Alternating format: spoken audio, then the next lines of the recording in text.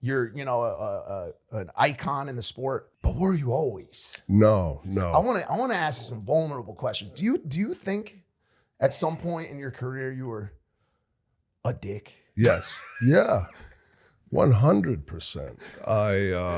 100%. That was like my armor. I was a asshole, I think, because I wanted people to respect me. Maybe I don't know. I don't know. I just know that I grew out of that phase, and I thank God that I did. But I see like footage, you know, that I didn't know the camera was rolling maybe at that autograph signing, and there's an interaction with a fan, and it's picked up. And then now they're doing this doc on A&E that they just kind of are finishing up. And I've seen some of this footage from 10, 15 years ago. And I'm like, oh my God, like that's horrible, you know? But like that's just kind of who I was. It wasn't coming from a place of confidence. I think it was coming from a place of like, it was my armor, man. Like that I was an asshole, and maybe I would get respect that way. Maybe it was a little bit of fear, and I took it as respect. And either way, I was fine with it, you know. But luckily, I was given a second, third, fourth chance, you know, from Vince McMahon coming up when I would get in trouble, or I would have to, you know, get sent away for a couple months, or I would have to get fined a second or third time. And I just blessed. Like, I am so blessed. I just had the right guys in there to kind of, you know, yank my ass straight and make sure that I was walking a straight line with the times that I did veer off. Triple H was one of those? Oh, yeah. 100%. He was that Rock, it seemed like, for Shawn Michaels as well.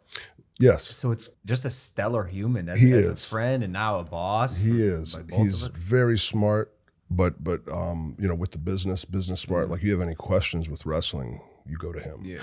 And then you're going to get a good answer. Or at least it's going to, you know, spark, you know, something of your own to come out of the woodwork. But as far as like a human being, like, I went to his wedding. I've kind of seen him evolve, and he has 3 girls, and his oldest girl is just a few years older than mine.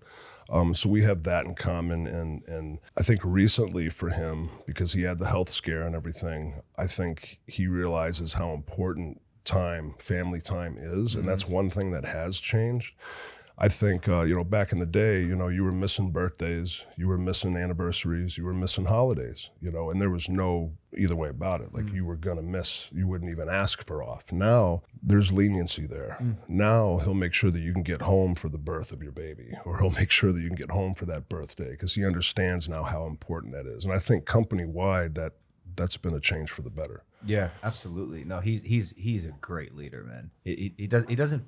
He is the boss, but he doesn't feel like a boss. Does not feel like a boss. Feels like a collaborator. Well, so he was one of the boys. You know, when I was introduced to him, you know, when I was 20, he was one of the boys. And to me, he'll always be more so one of the boys than purely office. And I think that's because I know that I can trust him and that he's going to steer me in the right way. So, and that's usually, you know, you got your clique of guys that, you know, have your back. You know, he's one of those guys for me.